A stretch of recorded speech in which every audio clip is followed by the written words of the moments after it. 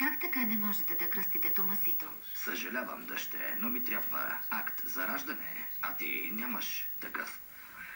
Отче, знаете прекрасно какво се случи.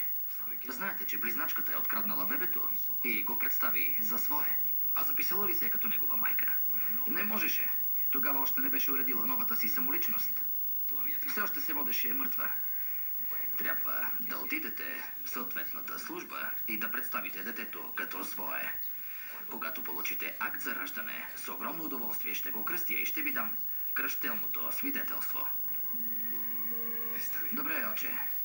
Скъпа, не се тревожи. Ще уредим документите на Томас. Добре, не можем ли да отидем още сега? Първо искам да говоря с Мартин. Вече ти обясних, че не искам да се движим, без да съм сигурен, че имаме охрана. Тази охрана само усложнява нещата. На мен ли го казвате? Един полицай стои в църквата ми денонощно. А и двамата, които Едуардо ме изпрати. Вижте, разбирам, че е неудобно, но е необходимо. Моля ви да имате малко търпение. Всеки момент ще ни съобщят, че са хванали близначката и всичко това ще свърши. Нали?